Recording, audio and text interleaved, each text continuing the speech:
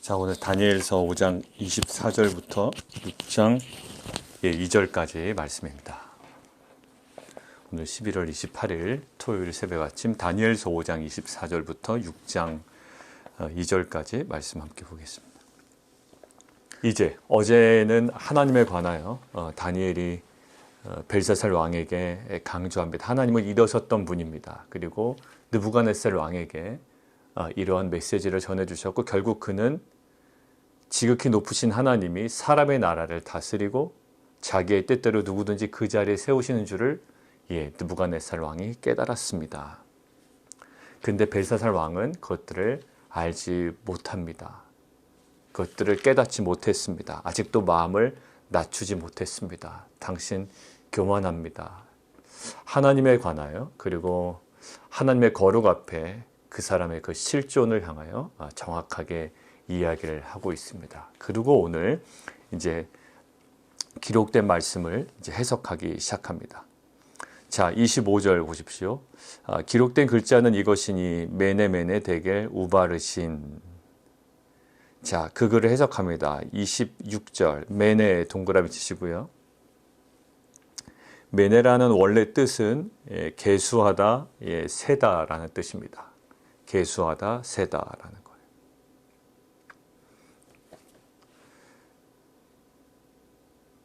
그 세다, 계수하다라는 글씨만 있는 겁니다. 결국 메네 데겔 우바르시는요, 어떤 행동이 나와 있고요.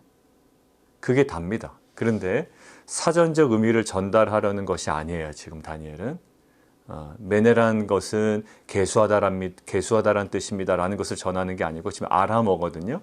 그런데 사전적 의미를 전달하는 것이 아닌 그 사전적 의미가 지향하고 있는 계시적 의미를 해석하고 있습니다.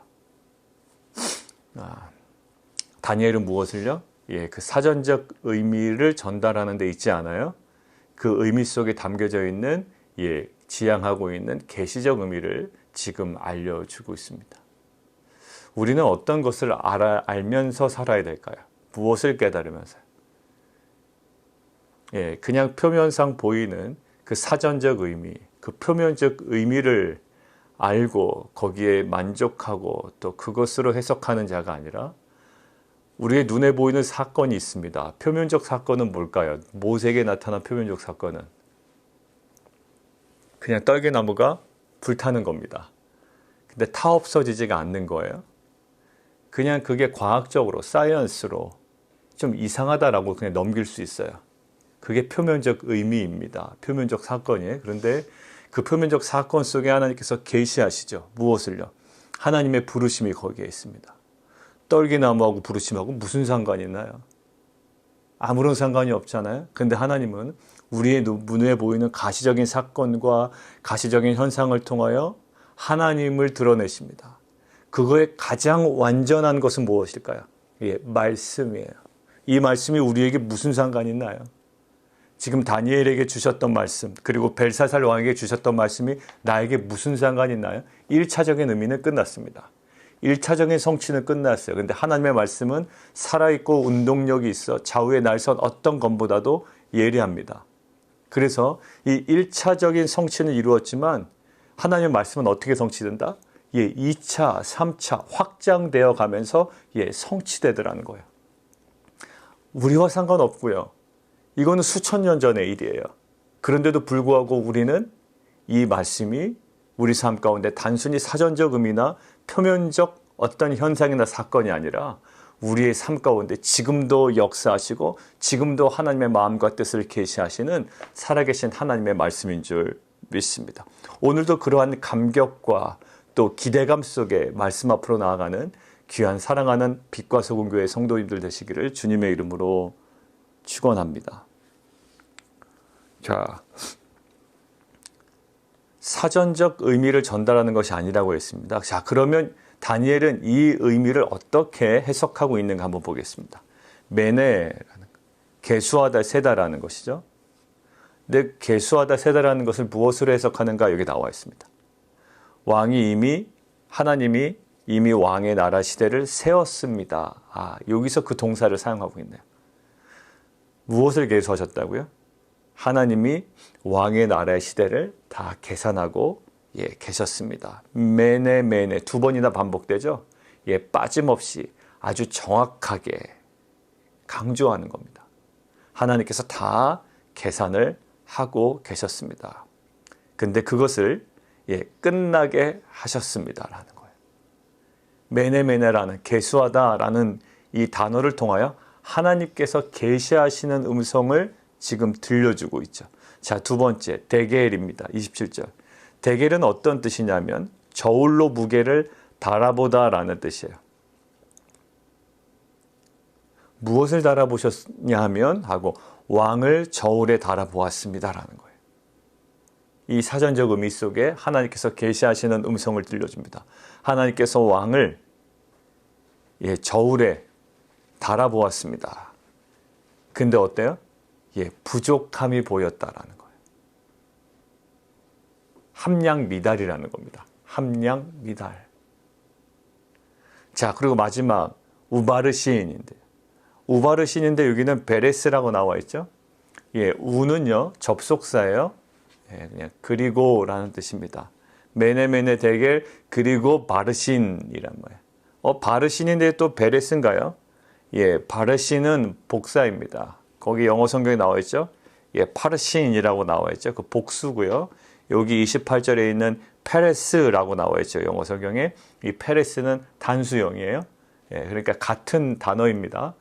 왜 이렇게 우바르신, 페레스 왜 이렇게 다른가 의아하죠? 우는 그냥 접속사예요. 그러니까 우리가 비교해야 될 대상은 파르신과 페레스예요. 근데 페레스가 단수형을 그냥 단위를 쓴 겁니다. 페레스의 뜻이 뭘까요? 나눠지게 하다, 조각나게 되다라는 거예요. 결국 페레스, 나누어지다, 조각나게 하다라는 것들을 어떻게 이 단어를 통하여 하나님의 마음을 어떻게 계시하나요? 왕의 나라가 나뉘어져서 메대와 바사 사람에게 준바될 겁니다. 왕의 나라가 나뉠 겁니다. 메대와 바사에게 넘겨준 바 될 것입니다. 라는 거예요. 자, 메네 데겔. 하나님께서 계속 카운트하고 계셨습니다. 계수하고 계셨습니다. 아주 정확하게. 그리고 왕을 지금 저울에 달아보셨습니다. 근데 함량 미달입니다. 그리고 나서 그리고 마지막 하나님의 선고가 있는 거예요. 법정에 가면 여러 가지 진술이 있죠. 피고인은 이런 상황이 정황이 가만히 돼서 어떤 정황이 보이고 여러 가지 증거가 있으므로 막 여러 가지 판결의 이유와 근거들을 쫙 나열합니다. 그리고 나서 마지막 뭐 하죠? 재판석에서 선고가 떨어집니다. 이에 이렇게 주문한다. 그리고 이제 주문 내용이 나오는 거예요. 마지막에 주문 내용이 뭐예요? 메대와 바사 사람에게 넘겨준다.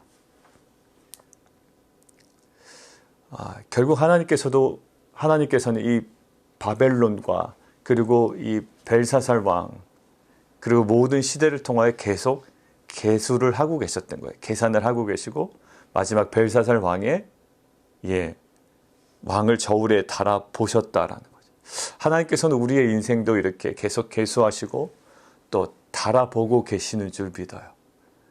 그냥 지나가는 인생 같고 또 우리가 우리의 마음대로 또 때로는 우리의 생각과 판단대로 우리가 그냥 하루하루 살아가는 것 같지만 지금도 하나님께서는 눈동자와 같이 우리를 지켜보호하실 뿐만 아니라 우리의 생각과 판단과 행동과 모든 생각을 하나님께서는 계산하고 계시고 또 그것들을 매 순간마다 달아보고 계시다라는 거예요. 사무엘상 2장 3절에 이렇게 나와 있어요. 여호와는 지식의 하나님이다. 지식의 하나님이시래요. 그런데 어떻게 해요? 행동을 달아보시느니라 라고 되어 있습니다. 여호와는 지식의 하나님이래요. 근데 우리의 행동을 달아보신대요. 사무엘상 16장 7절이요. 내가 보는 것은 사람과 같지 아니하니 다윗 이야기할 때 본문입니다.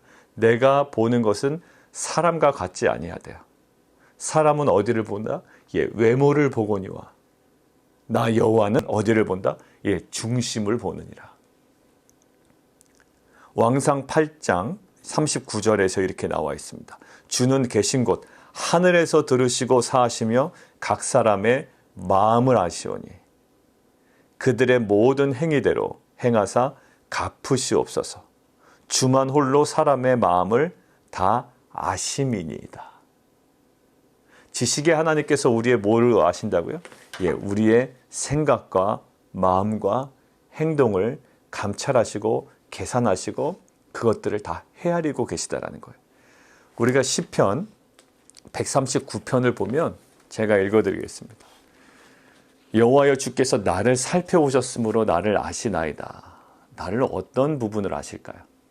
2절 주께서 내가 앉고 일어섬을 아시고 멀리서도 나의 생각을 밝히 아시오며 나의 모든 길과 내가 눕는 것을 살펴보셨으므로 나의 모든 행위를 익히 아시오니 여호와여 내 혀의 말을 알지 못하시는 것이 하나도 없으시니이다. 결국 하나님께서는요, 나의 생각이 구체화되기도 전에, 내 생각이 정립되기도 전에 그 생각의 뿌리를 알고 계시다는 거예요. 우리는 그럴듯한 행동으로 자신을 꾸밉니다. 그럴듯한 말로 자신의 신앙을 포장한다고요. 그 이전에 우리의 생각의 뿌리를 헤아리고 계시다는 거예요. 나의 말이 입 밖으로 나오기도 전에 하나님께서는 그것들을 아십니다라는 고백이에요.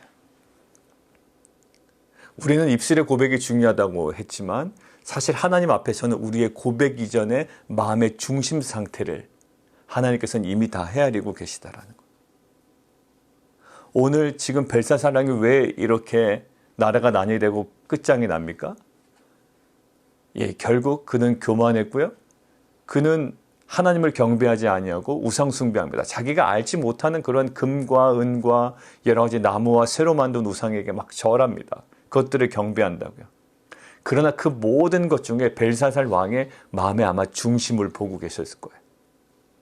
단순히 술 먹었다? 이거 아니에요. 예, 그의 중심을 이미 헤아리고 계시고 달아보고 계셨고 계속 카운트하고 계셨던 거예요. 하나님은 우리의 어떤 돌발적인 행동 하나 가지고 즉각적인 심판을 행하시는 분이 아니에요. 하나님은 실은 인내하시는 하나님이시거든요. 근데 지금 어떻게 된 겁니까? 지금 계속적인 카운트와 이 계수와 이 측량이 이루어졌다는 거죠. 지금 바벨론에 지금 70여 년 동안에 지금 포로로 끌려갔었습니다. 그리고 이전부터 바벨론의 제국은 계속 지속되어 왔다고요. 그런데 지금 하나님은 그들의 영화와 그들의 가진 권세와 그들이 영원할 거라는 그들의 마음의 심령 속에 중심 속에 있는 근본적인 그 뿌리를 헤아리고 계셨던 거예요. 여러분들 과부의 두렙돈 아시나요? 과부의 두렙돈? 과부의 두렙돈이요 별로 크지 않아요. 지금으로 따지면 뭐 1,000원 정도? 예, 뭐 지금 가치로 한국 가치로 하면 그것이 또 그녀의 전 재산이라고 그랬고요. 그걸 왜 그렇게 하나님께서 강조하셨을까? 예수님께서 다 드렸기 때문에? 예, 물론 그것도 맞을 거예요. 다 드렸기 때문에. 너무 약하지 않나요? 그래도 그거를 표본 삼기에는 그걸 어떤 헌금의 모델 삼기에는 너무 약하지 않냐고요. 그런데 하나님께서 무엇을 보셨나요? 뭔가 하나님께 드린다는 것은요 심리예요. 돈을 드리는 것 같지만 실은 저희 심리입니다. 저의 마음을 드리는 거예요. 우리가 시간을 하나님께 드리는 것도 결국 마음이에요. 심리예요. 남들보다 더 일찍 오고 남들보다 더 헌신하고 또 자녀를 위해서 기도하고 공동체에서 간구하며 이 모든 것들이 뭘까요? 결국 마음이 움직여야 할 수 있는 거거든요.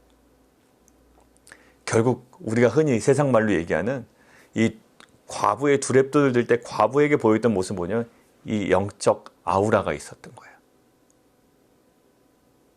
그 중심에서 나오는 그 아우라. 결국 우리 안에 하나님께서 달아보시는 게 뭘까요? 야, 저 사람 많이 헌신한다라는 것은 우리의 외모를 봐요. 아까 사무엘상에서 나온 것처럼.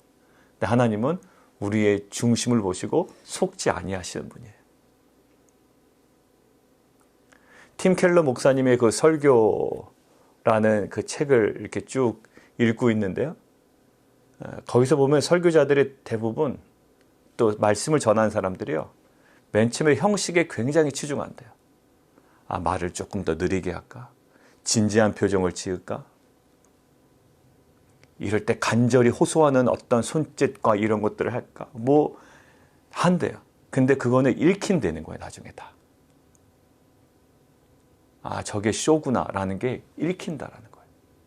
얼마나 무서운 일입니까? 다 읽고 있다라는 거예요. 되게 진지하게, 말도 느릿느릿하게 하고, 표정이나 이 모든 것들이. 근데 결국 어디예요? 그 사람의 일상이라고요. 그 사람의 원래 중심이라고요.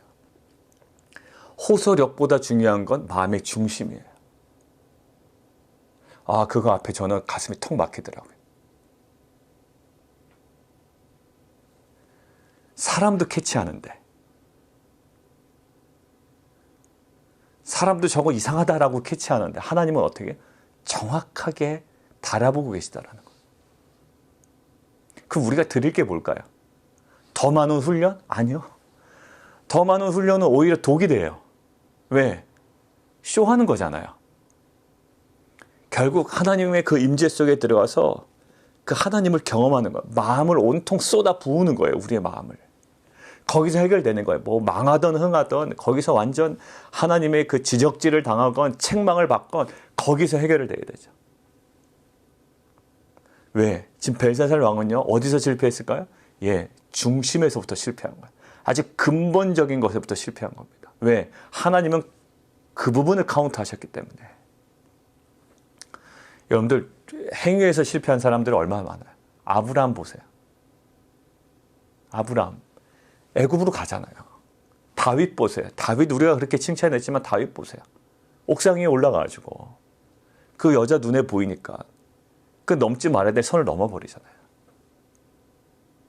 그럼에도 불구하고 예, 하나님은 다윗의 예, 중심을 보시는 거예요. 물론 실수했죠. 자, 우리가 신앙생활을 많이 하다 보면 그 나름대로 루틴도 생기고요. 저도 그렇고요. 우리 모두에게도 이 중심보다는 이 형식적인 것에 내가 기도하는 기도의 내용도 그렇고 모든 것이 루틴에 빠져요. 근데 새롭게 되는 것은 뭘까요? 예, 속 사람이 새롭되지 않고서는요, 이 루틴에서 벗어날 수가 없는 것 같아요. 최근에 계속 오는 갈증이 그렇습니다. 내가 이 루틴에서 벗어나지 않으면 막 했다가 일상에서는 막 다 허물어져 버리는 거예요. 다 망가져요. 이거 하나 한 거예요, 그냥. 저는 그 믿음의 그 선진들이 가져갔던 그 매 순간마다 하나님의 임재 가운데 살았던 그 유기성 목사님이 얘기했던 그 날마다 매 순간마다 하나님의 그 임재와 동행을 느끼려고 했던 이 하나님의 임재로 들어가는 이 훈련이 우리 가운데 다시금 회복되어야 될 줄 믿습니다.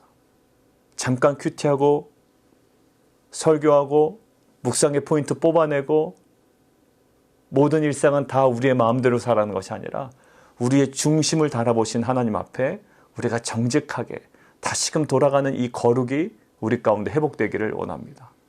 과거에 두렵던 과거의 모습이 어떠했을지 우리는 상상을 해볼 수가 있어요. 근데 왜 이것이 우리에게 울림이 될까요? 그가 가고 있는 중심과 영적인 아까 이야기한 그 아우라예요. 사람들이 여러분을 볼 때 그 영적인 파워가 느껴집니까? 아니요. 여러분들의 형식으로 말고요. 그냥 또박또박 한마디 한마디 아주 예쁘게 얘기하고 멋있게 얘기하는 거 말고요. 그런 거 말고 이제는 거기에 속지 않아요. 사람들은. 속아서도 안 돼요. 이제 우리의 중심으로 중심에서 중심으로 역사하는 그 성령의 역사하는 성령의 그 일하심이 우리 가운데 하는 것이 우리의 삶의 가장 중심에 있어야 될 줄 믿습니다. 오늘도 우리의 삶을 달아보신 하나님 앞에 포장이 필요하지가 않아요. 하나님 앞에 중심으로 나아가는 거예요. 그리고 거기서 주님과 대화하고 거기서 다시 한번 우리가 모든 것들이 깨질지언정 다시금 세워가신 하나님을 경험하는 귀한 공동체가 되기를 원합니다. 자, 두 번째는요. 결국 오늘은 메네 데겔 우바르신보다 더 울림이 있는 게 있어요. 뭘까요? 30절에 그날 밤에 한 번 하나님께서 작정하시고 선포하셨잖아요. 그냥 끝나더라고요. 그러니까 선포하시기 직전까지는 괜찮아. 근데 30절 보세요. 그날 밤에 어떻게 됐다고요? 뭐 회개할 틈도 없고요. 회개할 생각도 안 해. 29절 보세요.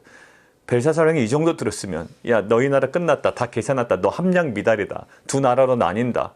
결국 그 사람 나라 넘겨준 바 된다라고 하면 어떻게 됩니까? 뭐 울고 불고 회개하고 좀 이래야 되지 않아요? 29절. 예, 다니엘에게 약속한 거 지키는데 급급합니다. 뭐 어떤 심리였을지 몰라요. 아, 이러한 다니엘을 내가 제대로 대우하지 않으면 하나님께서 화내시나? 뭐 이런 마음에서 했을 것이다 라는 생각도 있지만 번지수로 못 찾아도 한참 잘못 찾은 거예요. 그러니까 중심에서부터 뭔가 해결되지 않는 벨사살 왕의 미숙함이죠. 결국 어떻게 합니까? 30절. 예, 그날 밤에 갈대아 왕 벨사살이 죽임을 당합니다. 네, 바로 끝나요. 그리고 여러분들 다리오가 나오는데 이것은 아마 고레스 왕의 장인이 아닌가라는 거이고요. 이제 메대 잠깐 하다가 바로 페르시아, 예, 바사가 통치하죠. 예, 약간의 그 2년 동안 또 2년 그 이내의 기간 동안에 약간 과도기입니다. 그리고 다리오 왕은 왕명이지 그의 실제 이름이 아니에요. 예, 그러니까 다른 사람이 있습니다. 그 사람의 이름을 찾아보니까 아마 고레스 왕의 장인 정도가 되지 않을까 싶습니다. 자, 근데 이 사람이 몇 세였다고요? 다리오가 62세였어요. 62세인데 고관 120명을 세워 전국을 통치하게 하고 거기 이제 다니엘이 툭 튀어나옵니다. 그들 위에 총리셋을 두었는데 다니엘이 그들 중에 하나다. 여러분들 다니엘은 지금 몇 살이라고요? 10대가 아니에요. 80대예요. 80대. 80대 고령입니다. 벨사살 왕에게 완전히 잊혀졌던 인물이었고요. 지금 이 글씨를 보고 다시 소환된 다니엘이에요. 80세 고령이에요. 그러니까 다니엘이 사자굴에 들어갈 건 이 이유거든요. 그러니까 사자굴에 들어갔을 때 우리가 보통 애니메이션 이렇게 영화 볼 때 다니엘이 사자굴에 들어간 애니메이션 보면 굉장히 젊은 다니엘로 그려놓은 그림이 있는데 그거 그렇게 그리면 안 돼요, 실은. 예, 아주 나이 지극히 든 다니엘이 사자굴에 들어간 겁니다. 자, 고령의 다니엘이에요. 우리는 이 정도 되면 다니엘 인생 그냥 정리하면서 마무리돼야 된다고 생각을 할 거예요. 근데 다니엘은요, 또 다른 전성기를 맞이하는 거예요. 참 신기하죠. 벨사살 왕은요, 오히려 전성기 때 무너집니다. 그냥 끝나요. 한순간, 그날 밤에 끝나는 인생이 돼버리는데요. 지금 다니엘은 오히려 이제 인생을 마무리하고 정리해야 되는 그 정도 되는 나이라고요. 80세 정도 되면. 근데 오히려 하나님께서 다시금 이 제국의 중심부로 다시금 넣어버리신다고요. 그러니까 하나님 앞에는 어떠한 것도 제한사항이 돼야 되지 않아요. 우리는 보통 이 고령입니다. 자, 그럼 우리한테는 걸림돌이 되는 조건들이 뭐가 있을까요? 예, 지금 다니엘처럼 고령, 나이가 많습니다 라는 것도 여러분들의 제한사항이 될 수가 있고요. 저는 질병에 걸렸습니다 라는 것도 제한사항이 될 수가 있고요. 경제적으로, 재정적으로 저는 좀 부족합니다. 남들보다 이렇게 풍요롭지 않습니다도 우리에게 제한사항이 될 수가 있고요. 그 다음에 학벌이나 또 미국 내에서 신분이나 사회적인 지위가 남들만큼 되지 않습니다 라고 해서 그것이 여러분들에게 제한사항이 될 수가 있어요. 다니엘에게는 무엇이 제한사항이었을까요? 예, 고령이에요. 나이가 많은 것이 제한사항이에요. 이 모든 것들이 우리에게는 다 제한사항이라고요. 이래서 안 되고 저래서 안 되고 이것 때문에 안 되고 이래서 결국 포기해야 되는 거예요. 자, 그런데 하나님 앞에서는 이 모든 것들이 결코 제한사항이 될 수가 없었어요. 오히려 고령임에도 불구하고 고령이기 때문에 오히려 더 지혜롭기 때문에 예, 이 땅의 왕이 예, 그를 등용시키고 하나님께서 그를 예, 중심부로 넣어버리시는 거예요. 결국 다니엘이 어떻게 이럴 수가 있었을까요? 다니엘이 지금 그 10대 때와 지금 80대 때 계속 유지되고 있는 모습이 있어요. 그 꿈을 꾸건 어떤 글씨를 해석하건 이 모든 것들 하나님의 계속 임재 속에 있습니다. 아까 첫 번째 대제와 연결되는 거예요. 그 중심이 흔들리지 않았어요. 다니엘 우리가 1장 볼 때 가장 인상적이었던 표현이 뭐였죠? 뜻을 정했다라는 거잖아요. 얘 딱 정합니다. 예, 하나님 앞에서의 뭐 쇼도 없어요. 그냥 중심을 탁 드리는 거예요. 결국 이거 못하니까 자꾸 형식적인 것에 우리가 매달리는 것 같아요. 중심만 들이면 다 끝나는 문제인데요. 중심을 들이지 못하니까 결국 남들이 어떻게 볼까? 그냥 형식적인 거, 말투, 모양, 외모, 표정, 이 모든 것들에 신경 쓰고 있는 거예요. 우리의 중심을 들이면요, 얼굴이 그냥 못나도, 사도 바울처럼 그냥 말이 좀 서툴러도 결국 하나님은 중심을 보시는 하나님, 그리고 이 중심에서 역사하시는 이 귀한 복음의 능력은 형식에 좀 어눌함이 있을지라도 분명히 하나님께서 귀하게 사용하신 능력이 될 줄 믿어요. 다니엘이 어떻게 생겼다, 다니엘이 어떤 사람이다라는 배경 설명 나와 있지 않아요. 그런데 다니엘이 중심이 어떤 사람이다라는 것들은 성경에서 우리가 여러 군데 찾아볼 수가 있고요. 성경은 그것들을 주목하고 있어요. 결국 그 신실함을 유지했던 거예요. 근데 이것이 왜 중요하냐면 예수님도 공생의 기간 동안 3년 동안 예수님이 어때요? 상승 곡선인가요? 계속 다운인가요? 겉으로 볼 땐 다운이에요. 왜? 십자가로 달려 돌아가시기 때문에. 그러나 예수님의 실제 모습을 보면 계속 조금씩 더욱더 온전해지고 상승해 가는 모습이에요. 그 예수님의 신실함이 어디서 나왔을까? 인간 예수라는 이 인간 예수의 모습에서는 신실함이 어디였을까요? 그 신실함은 바로 하나, 이거예요. 나는 나를 보내신 아버지의 뜻대로 행하는 것이 우선이라는 거예요. 결국 예수님이 신실함을 유지할 수 있었다는 것은 예수님을 향한 하나님의 계획을 계속 붙잡고 그 길을 한 걸음 한 걸음 걸어갔다는 거예요. 우리는 하나님의 계획보다 나의 생각과 나의 판단을 따라가요. 그러나 예수님은 하나님께서 예수님을 향하여 갖고 계신 계획들을 생각하고 붙잡고 걸어갔어요. 이것이 예수님이 신실함을 유지할 수 있었던 거예요. 결국 다니엘에게는 고령이라는 것, 나이가 많은 것이 그에게는 제한사항으로 느껴질 수 있었겠으나 그러나 결국 하나님께서는 그 제한사항을 제한사항으로 여기지 아니하시고 오히려 그를 제국의 총리로 부르십니다. 결국 이거예요. 우리는 할 수 없어서, 기회가 없어서 포기했다라고 생각을 합니다. 나는 할 수 없어. 나한테 기회가 주어지지 않았기 때문에 포기한 거라고 이야기하지만 그렇지 않아요. 우리가 포기했기 때문에 할 수 없었던 것뿐이에요. 우리는 기회가 없어서 나는 할 수 없었다라고 계속 이야기합니다. 환경 탓하죠. 그러나 아니에요. 우리는 포기했기 때문에. 왜? 고령이라고. 재정적인 풍성함이 없다고. 질병 때문에.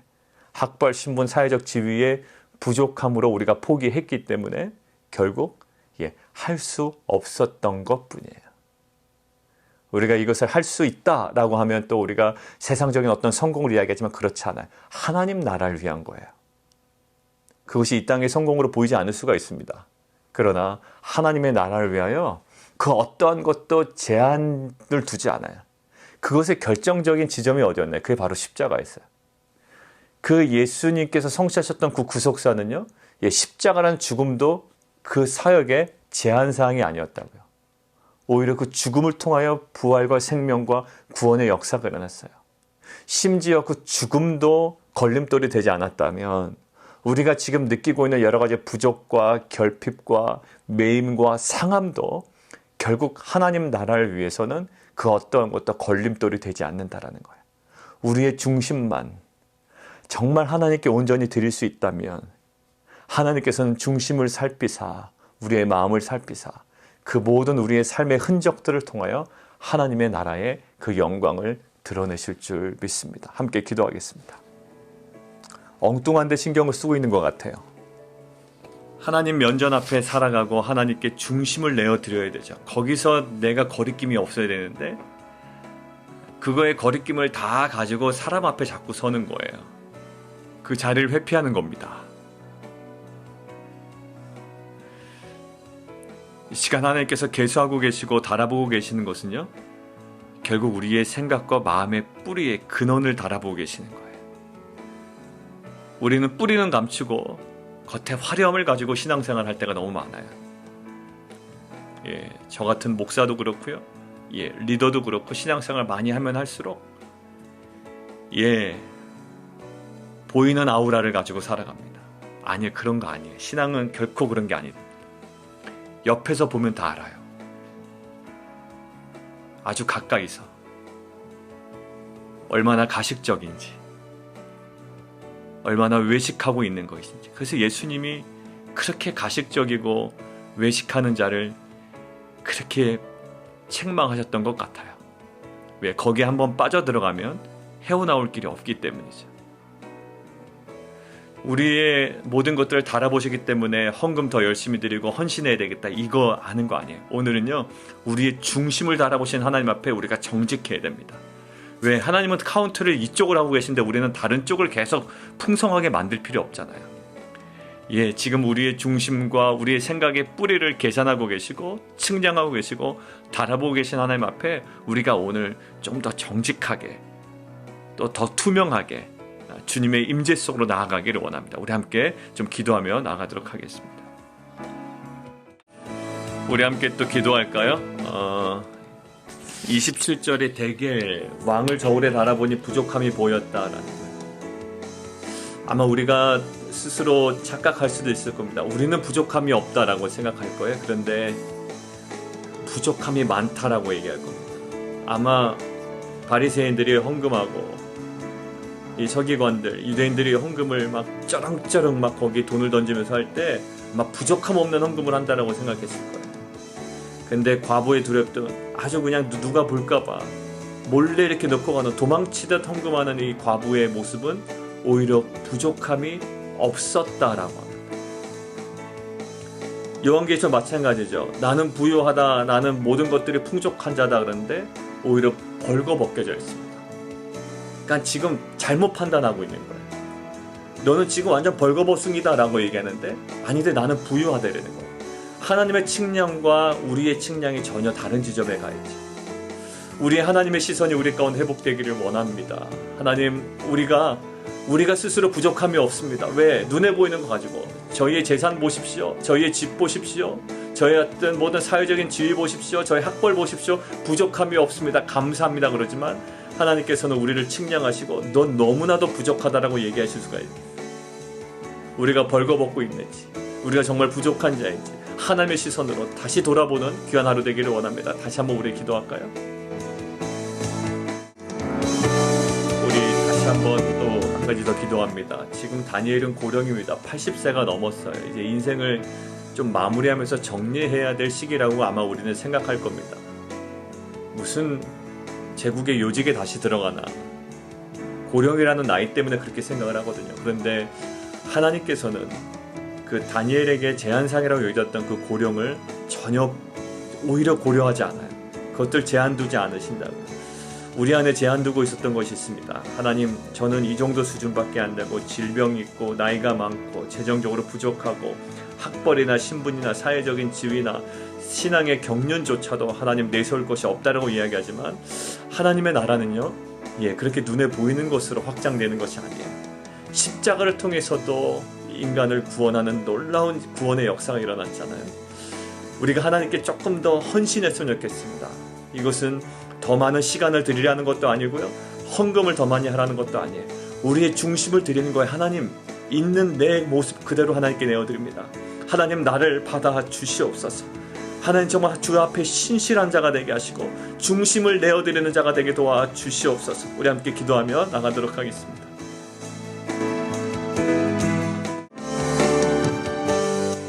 살아계신 하나님, 우리의 생각이 구체화되기도 전에 그 생각을 아시고 나의 말이 입 밖으로 나오기도 전에 그것들을 아시고 헤아리시는 주님 앞에 우리의 중심을 다시금 내어드리고 우리의 삶에 포장되어 있다는 모든 가식과 그 왜곡된 것들을 다 무장해제하고 정말 그 하나님의 임재 속으로 더 깊이 들어가는 귀한 공동체 되게 도와주옵소서.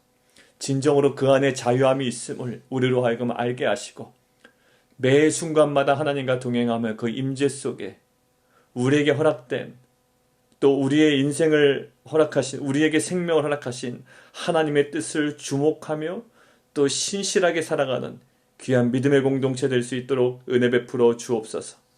다니엘의 그 고령입니다. 그러나 그 다니엘의 고령이, 나이 많음이 그 다니엘의 인생의 걸림돌이 되지 않았던 것처럼 우리 안에 여러 가지 제한사항들이 눈에 보입니다. 건강과 또 나이 많음과 또 재정적인 부족과 또 학벌과 신분과 사회적인 지위와 신앙의 경륜과 이 모든 것들의 연약함이 있을지라도 하나님 우리의 중심을 아버지 앞에 드릴 때에 그 모든 것들에 제한사항 두지 아니하시고 정말 하나님을 신실하게 따라가는 자들을 통해 하나님 나라를 확장해 가시는 그 하나님을 믿고 따라가는 또 하나님을 신뢰함으로 소망 가운데 살아가는 귀한 공동체 되게 도와 주옵소서.